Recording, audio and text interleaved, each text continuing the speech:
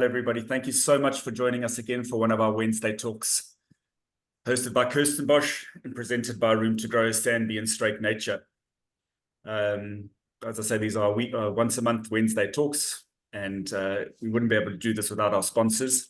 So I'd like to start off by thanking Straight Nature.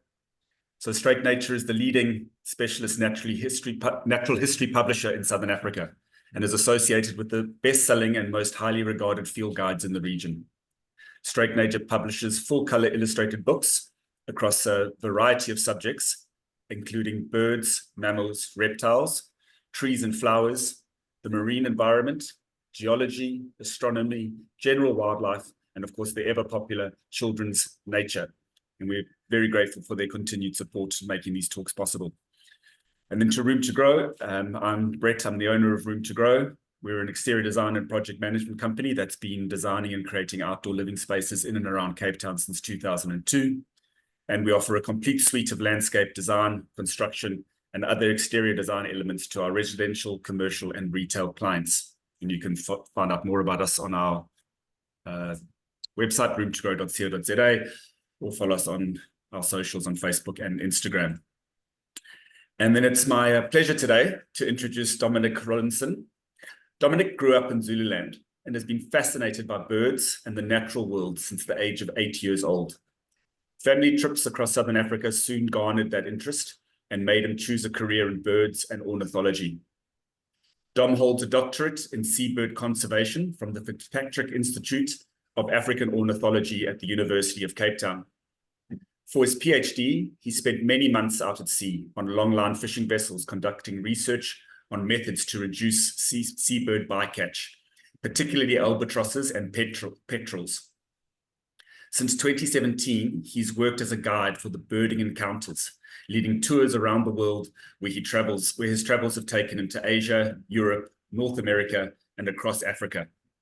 He is also the co-author of the 5th edition of the Sasol Birds of Southern Africa. His new pocket guide, Birds of Botswana, has also just come out. And as usual, during the week of the talk, Kirsten Bosch Bookshop has got both books, the Sasol Birds of Southern Africa, as well as the pocket guide, available at a 15% discount. There's an app associated with the Sasol Southern Africa book, and Belinda will post all of the details in the comment section. Before I hand over to Dominic to start, a reminder that we have a Q&A questions at the end of the talk. And if you'd like to pop questions into the Q&A box during the talk, I'll make sure to get to them at the end. So Dominic, looking forward to this. Over to you. Thanks so much. Great. Thanks very much, Brett. And thanks everybody for joining us this morning. Okay, so I assume this is all working good. But yeah, so the name of my talk is Beyond Our Borders, so Southern Africa's top birding hotspots. And I guess the purpose of this talk is just to let you know, just to make you realize just how easily you can access, as South Africans, how easily you can access a lot of these Southern African birding destinations, which I'm going to tell you about. So beyond our borders, so you can, there's a lot of great birding to be done within Southern Africa, outside of South Africa itself. And as Brett mentioned, I work for Birding Ecotours, and I've worked for them for the last 8 years or so. And most of my experience and just about all of my photos, which I'm going to be showing you, are taken on these tours. And I've led a lot of tours across Southern Africa, and I look forward to telling you about some of these hotspots. So first off, so Southern Africa. So most natural history guides in Southern Africa refer to the Southern African subregion. This is the area south, so if you can see my mouse, south of the Kunene River, the Okavango River, and then the Zambezi River. So, and it incorporates 7 countries, but only the southern and central half of Mozambique. It's an incredibly bird-rich part of the world, with almost 1,000 species now having been recorded from this subregion. I'm just going to move this down a bit. And within this area, there are 91 endemics. So an endemic is or it's an animal or bird which only occurs within a certain area. And in this area, we're referring to 91 Southern African endemics, so birds only found within the Southern African sub-region borders. And then there's an additional 76 near endemics. So these are bird species which almost entirely occur within the Southern African sub-region, but some of those slip over into, especially like over into Angola. There's a lot of species I'll be telling you about today, which are Namibia, Angola endemic. So those birds occur within Namibia and into Angola, so outside of the sub-region borders. And in this talk, I'll basically be moving from east to west, from Mozambique across to Namibia. So I'll be chatting about Mozambique, Zimbabwe, Botswana, and Namibia. And basically, it works out that it's pretty much, in terms of ease of accessibility, it starts out as the most difficult around Mozambique, and then gets much easier as you head further east. Okay, so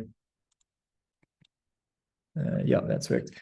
So my first hotspot or site that I'm going to be talking about is the Zambezi coutadas. So right up in the northeast of Mozambique, you can see around this where this binocular icon is.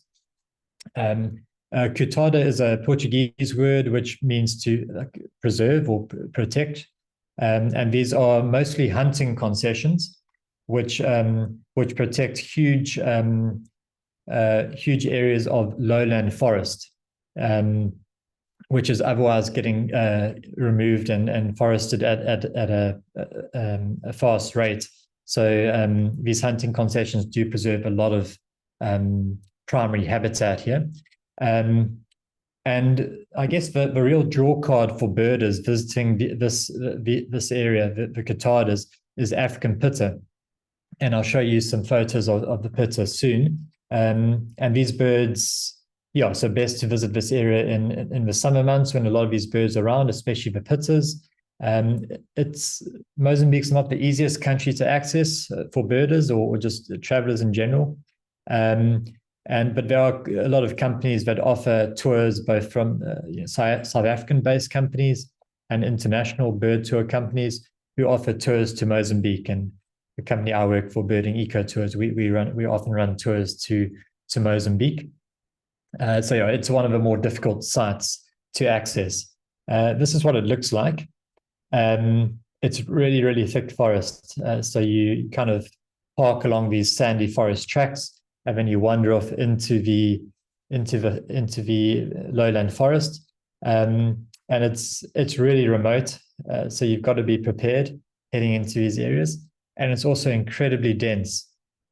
So I've heard of birders, groups of birders walking into these forests and getting lost, for an hour or two, and it can be really scary. Whenever I go into these thick forests, I always make sure I take my phone, and I use the Bird Lasser app, and I just drop pins every couple of minutes. And I've had it before where I've sort of turned around after chasing birds. You're not paying attention where you're going. Next thing you look around and you just have no idea which way the car is. So you do have to be very prepared. And it's such a remote area that if you did get lost out here, it could be quite dangerous. I don't know of any birders who've permanently become lost in these forests, but at least for a short time. So I mentioned African pitta. So this is the bird in question. So this is why a lot of birders come to visit the lowlands of Mozambique. So that's always been the classic spot for them. But in more recent years, in the last 5-10 years, people have been seeing them up in Zimbabwe too, along the Zambezi River, such as at Mana Pools, which is maybe a slightly easier area to access. It used to be known as Angolan pitta, the species. It was the type specimen was collected from northern Angola. And we get the migratory subspecies down here in southern Africa. So these birds breed down in Mozambique and Zimbabwe, and they winter up in East and Central Africa. And it's a really gorgeous bird, and it has this quite distinctive call, which I'm not going to try and make, but it kind of hops up from a branch and makes this noise, and that's how you best locate it. And then, yeah, some of the other species that you look for in these lowland forests include white-chested leafy.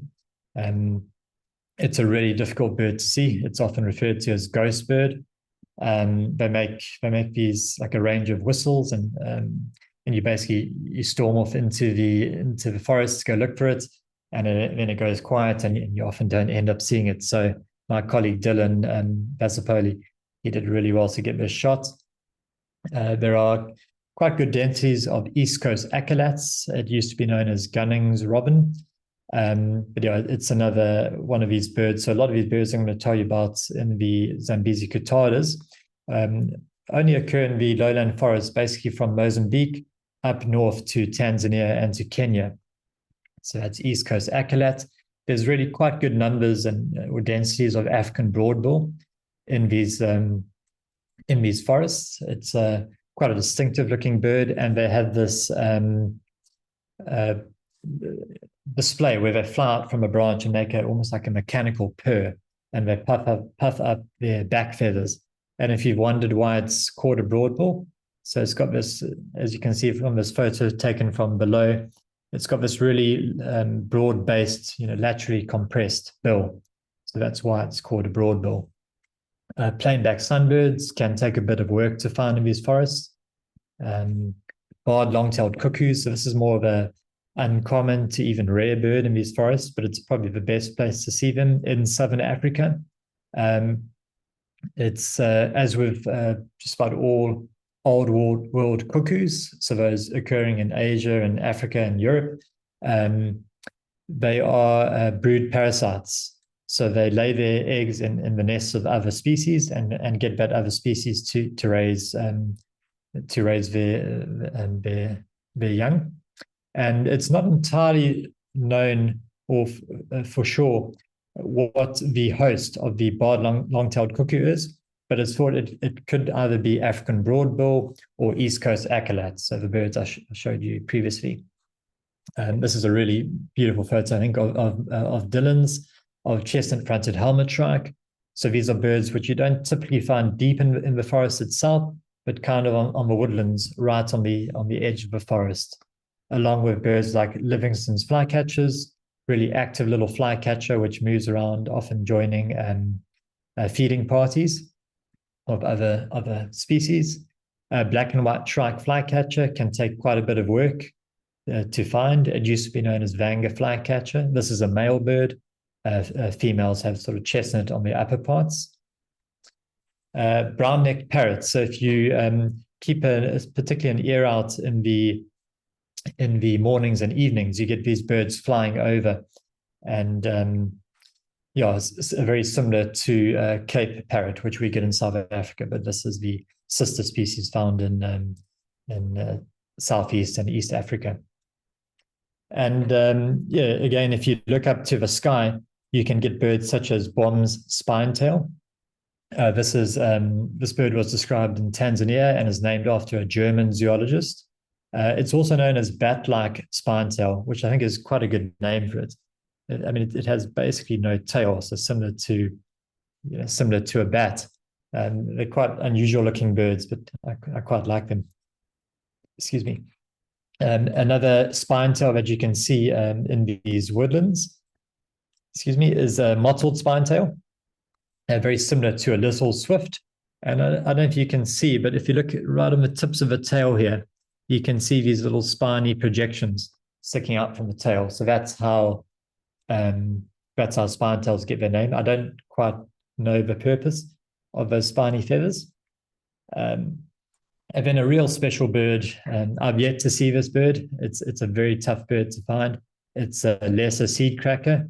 So it's particularly in the more open areas, like on the edges of sort of depressions, damp depressions, you can find lesser seed crackers, and on the edges of forests. And I know various groups have been having quite good success at finding these birds in the lowlands of Mozambique. And then if you do a winter trip, You can look for mascarene martin if you're very lucky. They're rarely seen, but they can occasionally be seen in the open woodlands. These birds breed on the Mascarene Islands, so that's Mauritius, Reunion. They also breed across Madagascar, and a good proportion of the population moves to the east coast of Africa during the winter months. Okay, and the next site I'm going to tell you about is the Eastern Highlands, and site is maybe a bit of a stretch for a couple of these places I'm telling you about. I mean, this is it's a large area going from, covering 150 kilometers south of Mutare, so right up here on the eastern highlands of Zimbabwe, up to the Honda Valley, as well as the Nyanga Plateau. So those areas are north of Mutare. They're probably best accessed in the Vumba Mountains itself, and there's a lot of accommodation options around in Vumba. In the Honda Valley itself, there's Aberfoyle Lodge, is a very popular destination stay at for birders. In these highlands, you're looking for montane forest specials. So I was telling you about lowland forest specials in Mozambique, and these are higher altitude forests, but slightly higher altitude forests. And a great thing is that the local guides, there's local guides based at a lot of these lodges who are incredibly sharp birders and know the areas really well. So like Morgan at Aberfoyle and Bulawezi at Seldom Seen Cottages in the Vumba. And they can often get you onto a lot of these birds. This is some of the habitats, an example of a habitat, so the montane forest areas, so above Aberfoyle. And one of the real standout birds is a Swinnerton's robin, named after an English entomologist, Charles Swinnerton. And you can find these birds in the Vumba Mountains, and Bulawezi, the local guide in the Vumba, normally knows territories of a few of these birds, and you can often get onto them. You don't often see them like this. They often just shoot through or sit in the really, really dark undergrowth, but you can get onto them. Maybe not quite as visually appealing, but Roberts' warbler. These birds are only found, well, the species is only found in the highlands of Zimbabwe and adjoining Mozambique. And the similar looking Chirinda palus. So again, not the most amazing looking bird, but it's found slightly higher up in the canopy compared to that Roberts warbler. And Chirinda is a forest, so south of Mutare, a couple hundred kilometers south of Mutare. That's where the bird was described from. Next up, we got white-tailed crested flycatchers. So they're quite common in these forest patches, very active birds, and they're constantly fanning that tail. Silvery-cheeked hornbills, so really massive birds, and very vocal birds, making like a loud wailing noise. And you can hear them, you hear them flying across these big valleys, and you hear each wing beat as they go. They really are massive. So they're quite fun to look out for. Little spotted woodpeckers occur in the forest patches too. And places such as Aberfoyle and the Vumba Mountains, the forest patches here, are really good areas to find, or at least try to find, the buff-spotted flufftail. So it's an incredibly tough group of birds, the flufftails and the forest rails. It's its own family. Hearing them is not normally an issue. They normally make these deep, almost foghorn-like calls, but they're incredibly tough to find. But occasionally you can luck onto like a particularly aggressive male, and they're often defending their territories, and you can get looks at them. So that was buff-spotted flufftail. Striped-cheeked greenbills are quite common and conspicuous in forest patches, along with the colourful black-fronted bushrikes, best located by its call, making various pops and whistles. And then bronze or bronzy sunbirds, they're found on the edges of the forests, and often frequenting protea stands when they're flowering. And this is basically the East African equivalent, or Southeast African equivalent of Swi waxbill. So a bird that we can see in like around the Kirstenbosch Botanical Gardens. The the adults are not really sexually dimorphic like sweewaxbills, which show the black chins. So these could be males or females here. So not as colorful perhaps or distinctive as sweewaxbills. And occasionally some of these lodges, like at Aberfoyle, they'll put out seed for things such as red-faced crimson wings. Normally you only see these birds high up in the canopy feeding on berries and seeds, but occasionally you can get good looks of them, and this is a really lovely shot of Dylan's. And you also get red-throated twin spots coming to these same feeder stations. And interestingly, these birds are called twin spots because the white spots on their belly and breast, there's 2 spots on each feather normally. So that's how twin spots got their name. While we're birding in the Eastern Highlands, we will also go bird some of the lowland patches. So these you can see on these hill slopes, these are all tea plantations, but the damp depressions lower down are normally not cultivated, and it's in these areas where you can see a lot of these birds, which we kind of associate with the lowlands of central Mozambique.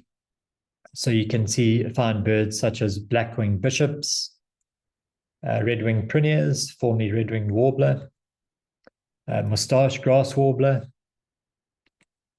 marsh chagra. This is a male bird with a fully black cap. And this is a fantastic shot of Neil Perrins. So this bird, lesser seedcracker, can be seen, especially like places like Katia Tea Estate, and which is best access from Aberfoyle. And Morgan, the local guide, has really good success at getting you onto these birds. I still don't fully believe that they do exist. I keep missing them, but one day it will happen. And I think Aberfoyle or Eastern Highlands is about the best place to see that particular species.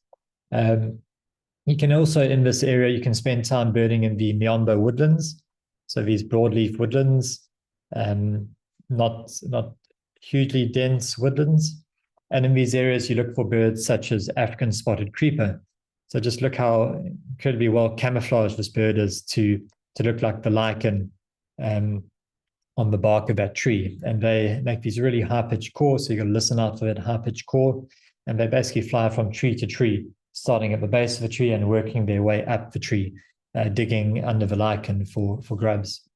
This is formerly the cinnamon-breasted tit, which has now been lumped. So there are 2 species which were put together, which through scientific discovery has made us realize that they're actually one species, but just there's variation across their range. And so this is now called rufous-bellied tit. But the Miombo patches around Motare are very good for that species, as they are good for white sparbits, Miombo rock thrush, and Cabanis's bunting. So it looks quite similar to a golden-breasted bunting, which we'd see up in northeastern South Africa. And the final habitat I'm just going to show you about in the Eastern Highlands would be the montane grassland of the Nyanga Plateau. And the real draw card for visiting these grasslands are to see blue swallows. So this is a bird which is globally listed as endangered, and critically in South Africa, it's listed as critically endangered, and it's in a lot of trouble. So in South Africa itself, I think it's thought that we're down to 15 to 20 pairs. I know a lot of the Mpumalanga, Limpopo birds. I think that population is either extinct or right on the brink. But thankfully, in the Nyanga Highlands, it's thought to be a stronghold for the species, and there are thought to be around 300 pairs in the Eastern Highlands of Zimbabwe. So it's a really beautiful bird to lay eyes on. And interestingly, up in the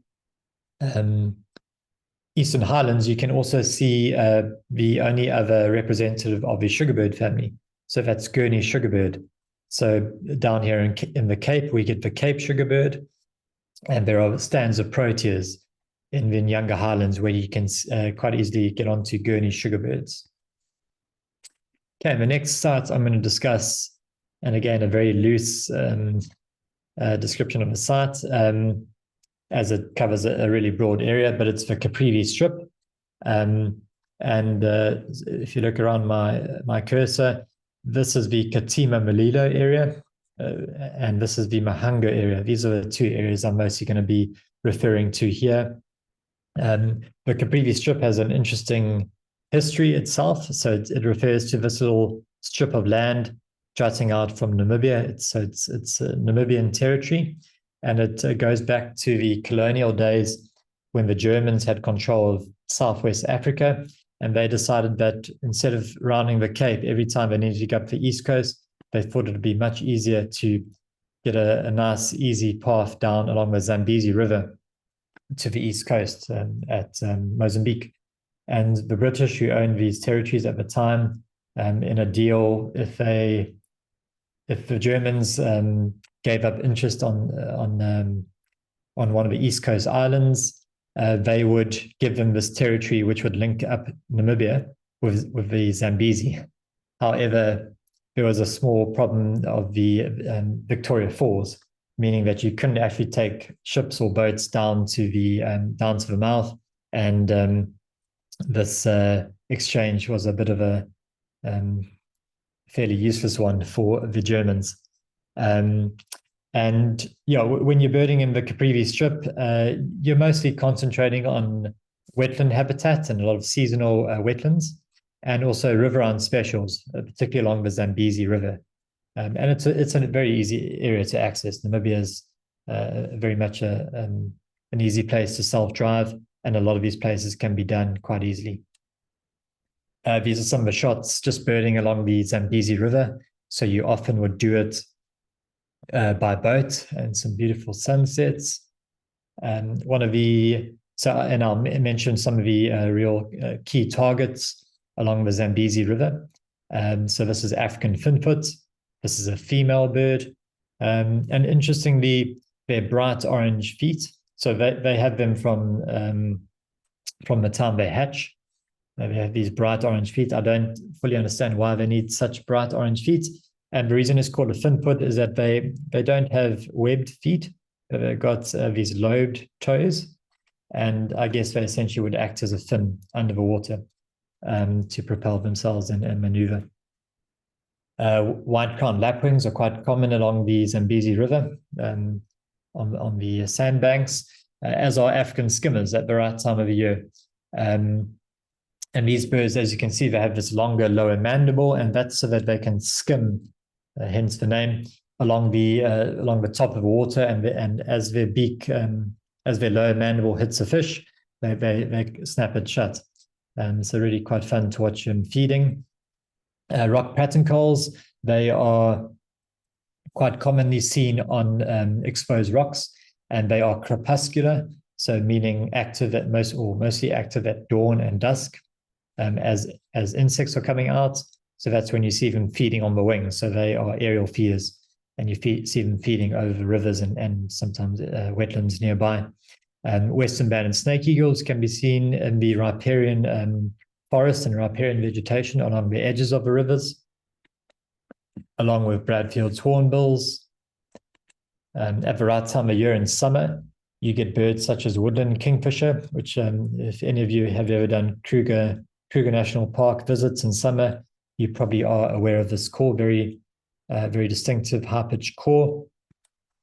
And in, I believe it was 2012, this species was added to the Southern African subregion list, and it's a pale-throated greenbill, formerly known as yellow-throated leaflove.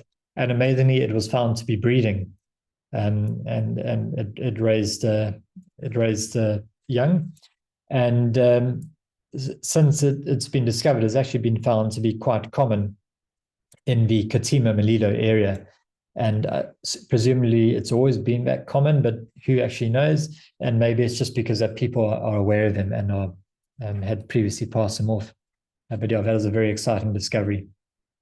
Shallow's Turako, a really big, bold, and beautiful bird. Got these bright red wings when it flies.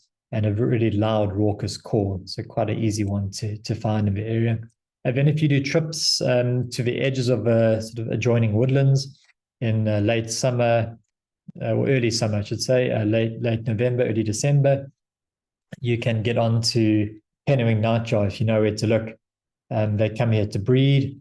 And interestingly, we often seem to not properly think about why birds are called what they are. And pennant refers to a triangular-shaped flag, which is often flown on ships. And that refers to the shape of their primary feathers. So this isn't a tail, it's extended primary feathers.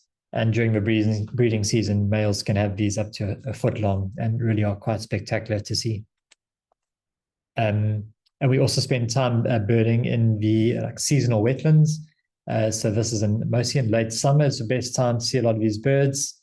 This just looks absolutely perfect habitat for things such as lesser jacana, really tiny little birds, which are often mistaken for the larger juvenile of the African jacana. You can see almost identical plumage, but lesser jacana is probably about as tall as the legs of an African jacana. So you often say if you're unsure if you've seen one, you probably, if you've seen a lesser jacana, you probably haven't, because it really hits you when you see that the size. It's really tiny. Other birds to look out for in these flooded areas are lesser moorhens, which move in summer. So another rainbird, dwarf bittern, move in after the rains. Not quite so spectacular, but so an important bird to see up here is Luapula cisticula.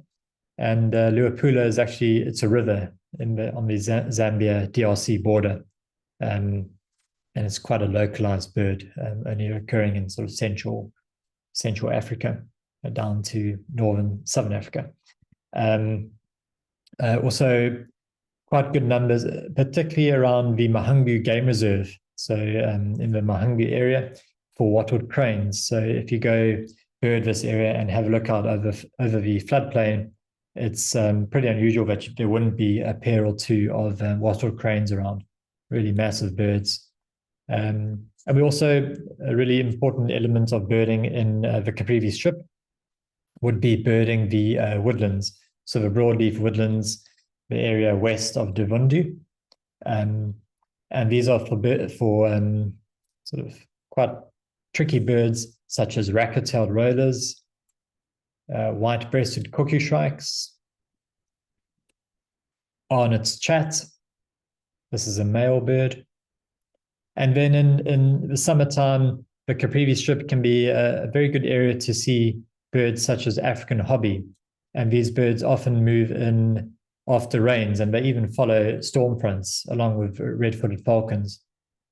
But the real, I say, sort of the big three birds to look for in the woodlands of the Caprivi Strip would be Sousa shrike, very low densities, and it's only the last 15 to 20 years that these birds have been can be easily seen. There were not really much was known about them in the Caprivi Strip previously.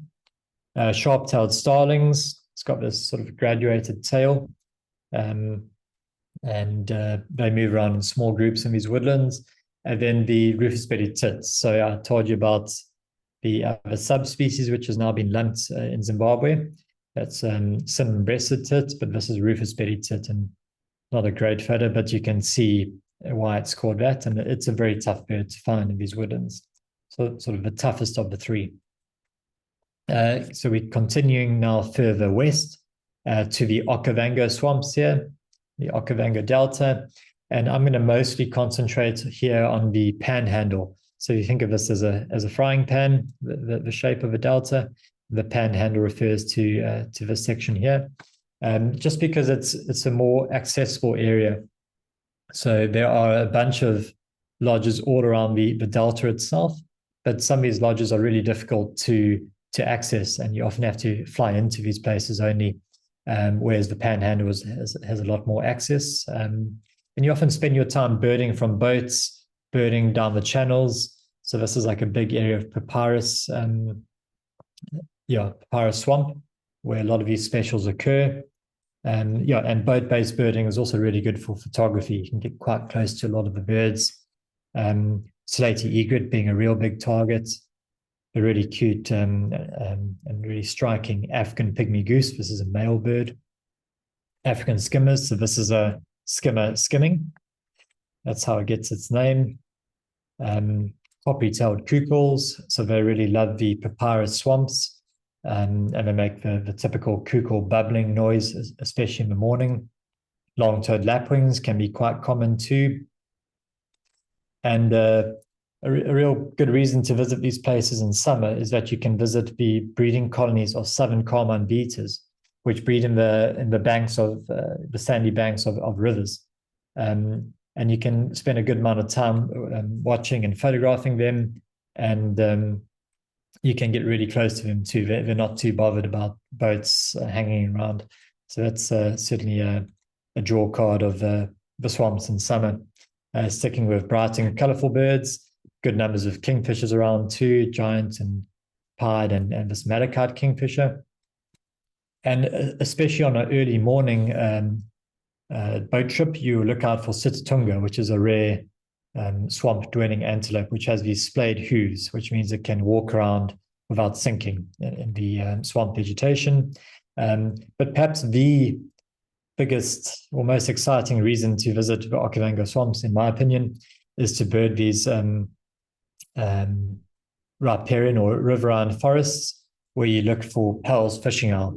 This really big ginger-colored owl. It's named after a Dutch zoologist who described it from Ghana in West Africa. And it's a really enigmatic bird, incredibly low densities, and just always difficult to see. And owls are just always that more exciting. So you can see them at their day roosts, or if you're very lucky, you can find them at night. This is one of the highlights of my birding career. I heard this calling at one of the lodges in the Panhandle, and walked out at night at 2 a.m, and there was this bird sat there, and I watched it for a minute or so before it flew off. But the disappointing bit was that I couldn't go call my guests, my clients who were there, as there's hippos around at night, and I basically had to keep this sighting to myself.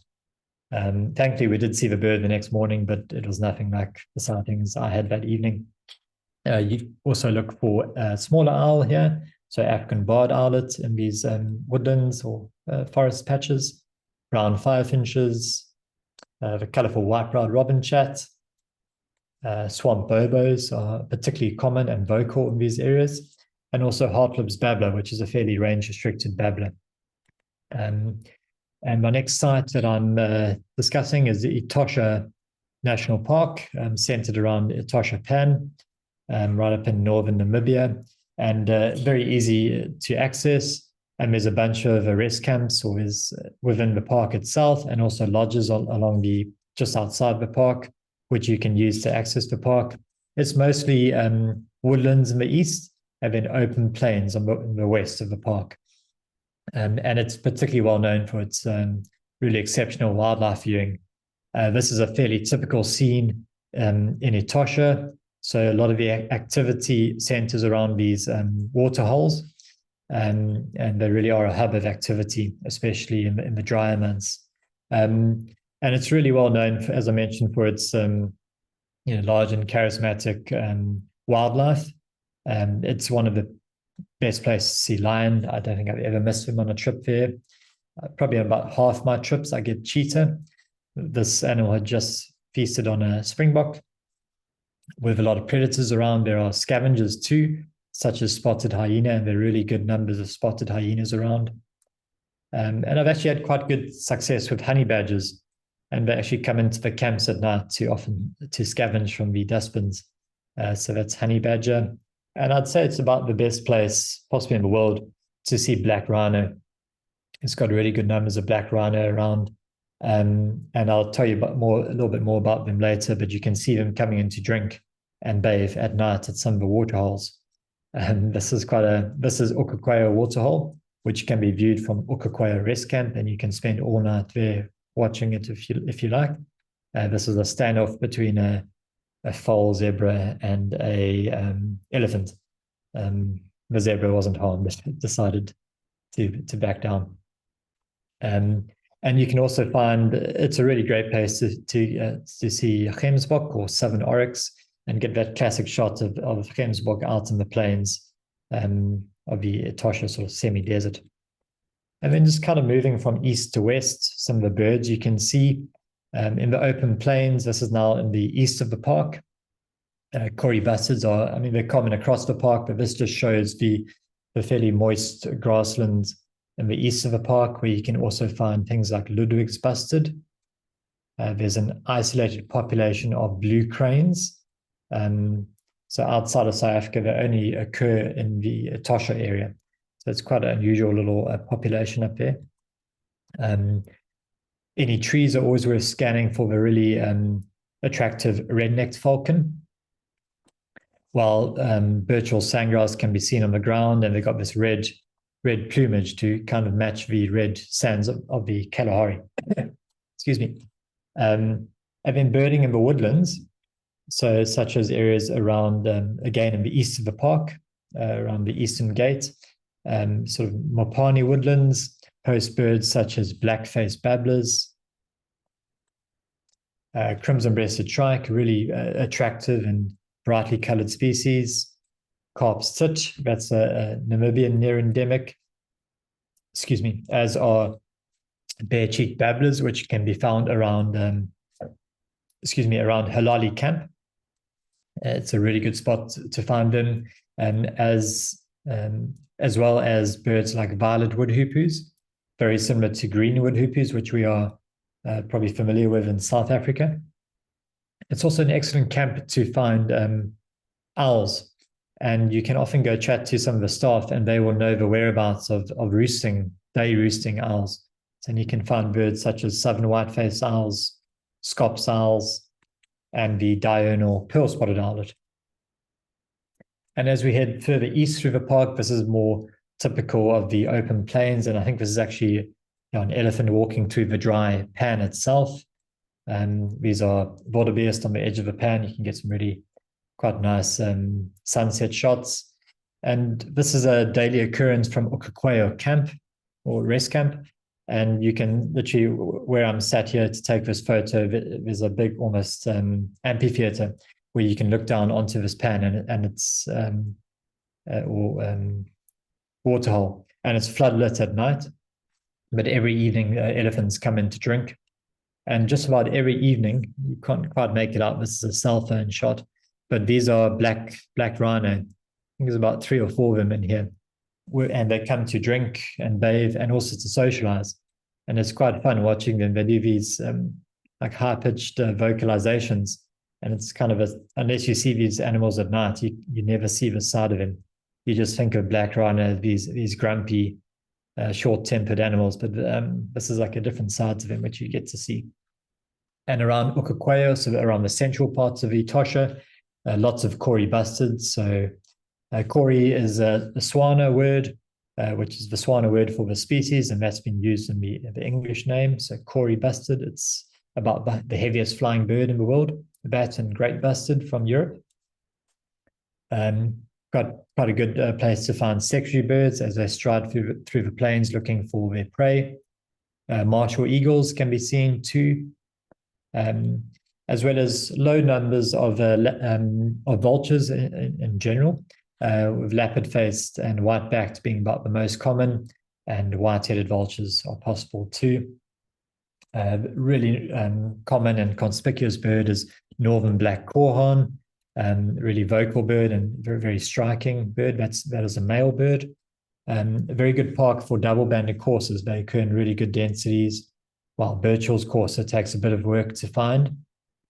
And being open plains, there's of course going to be larks around, and there's actually quite a good diversity of larks. I'll just show you a couple here, such as Stark's lark and spike-heeled lark, named after, you might not be able to see it, but the behind toes has this really long spike, which I'm not quite sure for what reason. And during fairly exceptional years, you get greater and lesser flamingos coming into breed. And Etosha pan is one of two places that both greater and lesser flamingos breed. The other place being Pan, S-U-A, in Botswana.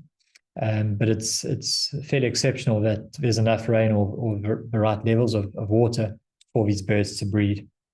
And just the final site that I'm going to talk you through is, again, I guess slightly further west, but south of Etosha and northwest of Windhoek would be the Okavango Mountains. So here you can see where the binocular icon is.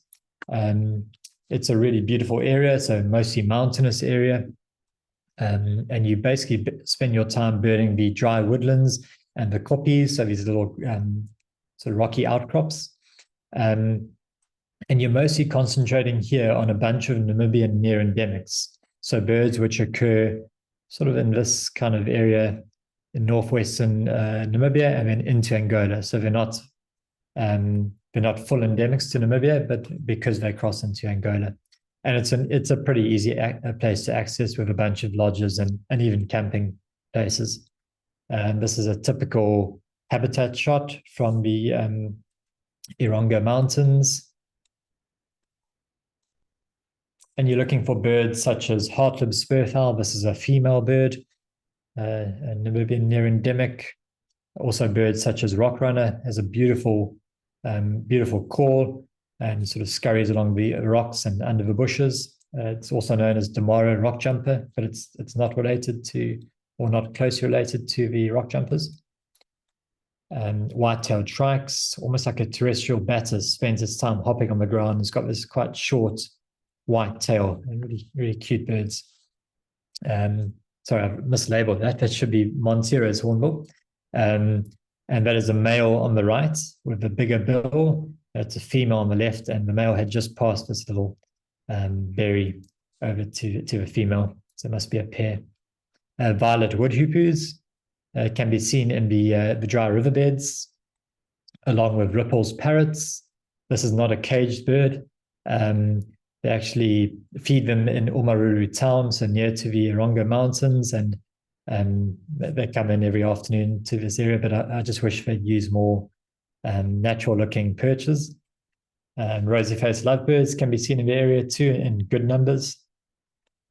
In these dry woodlands and dry riverbeds, you can get carp's tit, Damara red-billed hornbills, and chestnut weaver. This is a non-breeding male. You can see it's just starting to get a bit of chestnut.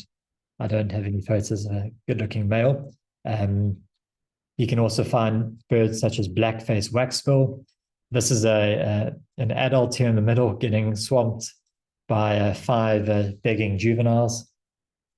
It's a good area for some raptors such as African hawk eagle and also Verre's eagles. They occur in these rocky environments. And at night, you can hear the bow wow call of freckled nightjar, very loud and conspicuous in the areas. And just some of the animals, very quickly, some of the animals you can see in these areas would be Kirk's or Damara dik-dik, a really tiny antelope. A dusty rat, also known as Noki. It's the sort of local name for it, with its bushy tail, long bushy tail, and quite an unusual looking mongoose. This is Keokalan slender mongoose, which are actually commonly seen in these areas. And so that brings to an end my talk on Southern African birding hotspots. And you can see these are all the binocular icons are the sites I've just been discussing. And basically what I wanted to, the point I was trying to bring home is just how accessible these spots are, especially as South Africans. They are easily within reach, within a day or two's drive, and within budget. But just about all these places I've discussed today are within budget for a lot of South Africans. It's not easy traveling abroad without South African rands. So I've hoped to sort of entice birders to bird beyond our borders. And then just briefly before I end, just to tell you about my new book, Birds of Botswana, which is published through Straight Nature.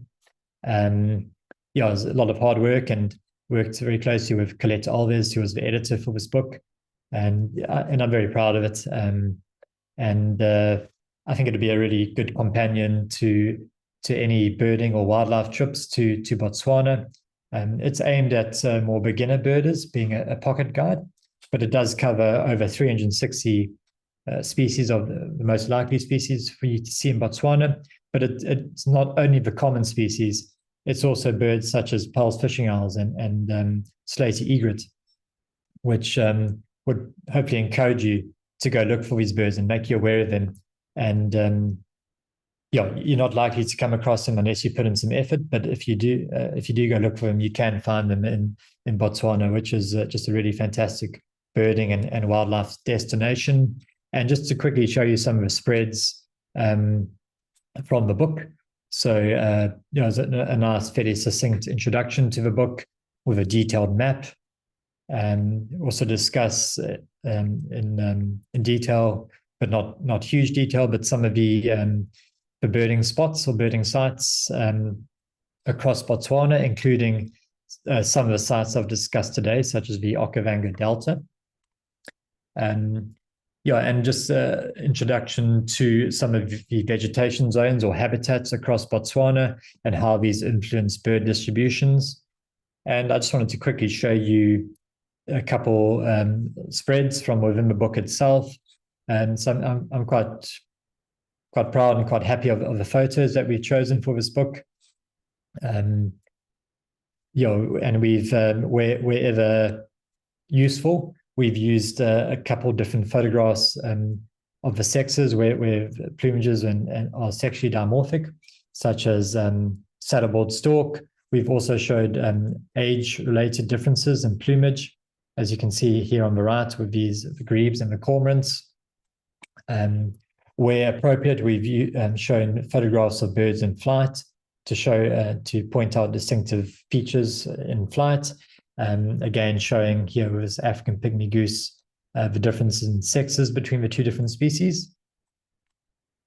And then, as I said, I'm just very, very happy with the photographs we've chosen, and I just really hope that birders, and I guess particularly beginner birders, enjoy taking this out into the field, and I think it'll just be a real great companion to a trip to Botswana.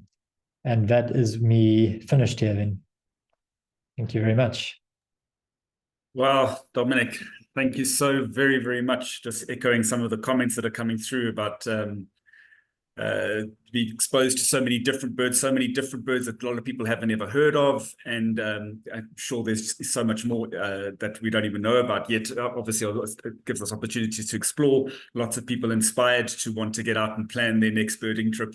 So thank you so much for sharing your passion and, of course, your time and effort in putting all of this together for potential users and, of course, for this talk.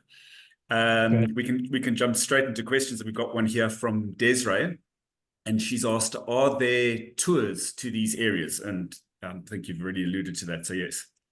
Yeah, so I mean, just about all the bird watching tour companies from around the world will offer tours to just about all these places. Namibia and Botswana being particularly popular.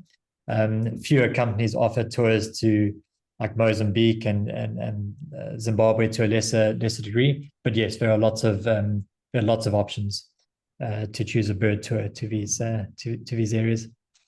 Amazing. I've picked up on a little comment here from Duncan, who's mentioned, great intro and talk. Thanks, Dom. Time to plan a trip. Just where to start? So I suppose if you were an absolute beginner, where would you start? So I love Namibia. I do trips there a couple times a year. It's a very easy country to do. I mean, as a South African, they use South African rands. They mostly speak English across it. And it's just a very easy country to travel across. The roads are very good.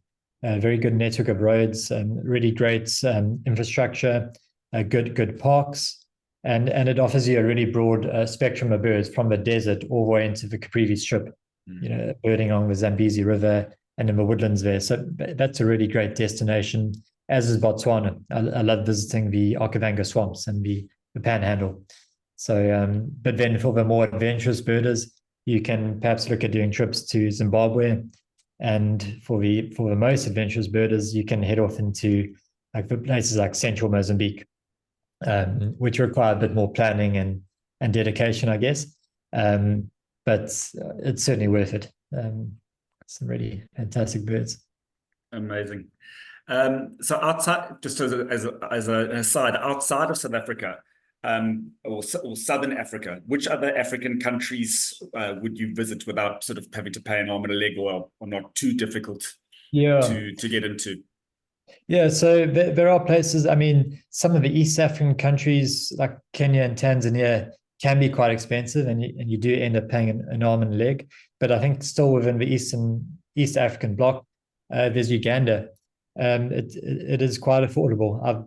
I did a trip a few years ago with my brother, and we didn't particularly slum it, but we weren't paying extravagant prices.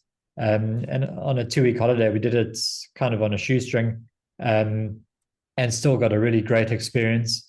And it's got, chimps, it's got gorillas, you can come back with 500 species of birds on a 2.5-3 week trip. It's really a fantastic destination, and it's not over the top expensive. It is quite affordable, especially from a South African point of view. So that's certainly another place to consider within Africa. Nice. Sean has asked here, is Mozambique safe to visit and travel? So it sort of, as a lot of I guess a lot of third world countries, it sort of goes through periods where it is safe and less safe. It is safe at the moment. People are doing trips to the country. My company, we did a trip there a couple of years ago, and we had no problems. But it is just always worth keeping your ears to the ground and checking websites before you go. There have been issues over the years, but I know, tour companies are still visiting it, and that's probably why, if you were to, sort of one of the countries to visit, and you had to go with a tour company, I would suggest Mozambique, or at least go with birders who are experienced in the area. Sure. I think it applies to pretty much any kind of traveling, regardless of whether it's a specific birding trip, just to be aware of what's going on and do your research. Yeah, definitely. Yeah, definitely. Nicholas has asked you, do you have any knowledge of Madagascar? I do, yes. Yeah. So I'm actually doing a trip there again in October. And it's a really fantastic wildlife destination. So not just for birds, but it's just got just the most crazy wildlife, from lemurs to giraffe-necked weevils. It's really bizarre, some of the wildlife that you encounter there. But it's not the easiest place to access. And you've kind of got to, so like sort of self-driving it or doing a trip on your own there, I don't know how easily you can do that. I mean, we go through local operators when we do our trips to Madagascar, and you arrive at the different sites and you have site guides assigned to you, and travel can be difficult through the country. You've also got to, because the roads are so terrible, you often end up flying between destinations, even though you're only covering 500 kilometers or whatever it might be. So it's not the easiest destination to travel to, but I don't think you should be dissuaded from visiting it. It's really just quite an amazing wildlife experience to get to Madagascar, but maybe just not as straightforward as some places. Yeah. For the more adventurous and a bit, just with some proper planning. Yeah, I think so. Yeah. A question: why did you choose the woodland kingfisher as the cover image of the birds of Botswana? Yeah, so it's I guess it's just, here's the book here. It's just it's a striking image, I think. Quite a nice green background. And it's a beautiful bird itself, that really sort of baby blue coloration. And and during the summer months, it can be like a sort of familiar sound when birding in northern Botswana, around the Okavango swamps and Chobe area. So it's just, it's familiar sound and sight in the summer months in Botswana. and kingfishers are generally quite popular birds and just bright and colourful. So yeah, that's why. Fair enough. Asked and Yeah. answered. Barracks asked, how about Zambia? Any advice? Yeah, so I personally don't have a lot of experience birding in Zambia. It probably offers Africa's most reliable and probably most easily accessible Miombo woodlands. So I mentioned some of the Miombo woodlands, like in the Eastern Highlands, there's patches of Miombo forest, which you can go visit. So these broadleaf woodlands. And Zambia is very well known for the huge tracts of Miombo woodlands, which are still conserved within the country. So yeah, from Livingston, you can do day trips or trips further north, just a few hours further north, and you get into these really good Miombo patches where you can find a lot of these Miombo specials. So yeah, it's certainly worth exploring too. But yeah, I guess just within the limitations of this talk, I had to limit things to the sub-region and also on my experience. And I just don't have a great deal of experience in Zambia itself at this point. Jim has asked, do you or your guests ever take rented photographic equipment across borders? And if so, have you ever had any difficulties? I can't comment there. I haven't personally taken any rented gear across. And I haven't heard of any of my clients doing the same, but I have actually heard of friends doing it and actually going to visit places such as Botswana. And I can't see how this would be an issue, really. I think you just have to disclose to whoever you're renting it from that you're going to be crossing borders, and it shouldn't be. I can't see why it would be an issue, really. Fair enough. Well, Dominic, we don't seem to have any more questions from anybody. I just want to re-echo of sort of the comments about a wonderful talk, fascinating photographs. So a lot of people inspired, and want to thank you again for your time and your effort. Thank you to everybody for joining us for our Wednesday talk. Thank you to Belinda in the background. And we look forward to seeing you all back again in a month's time. Thanks again, Dominic. Enjoy your day, everybody. Thanks so much. Bye-bye. Cheers, guys.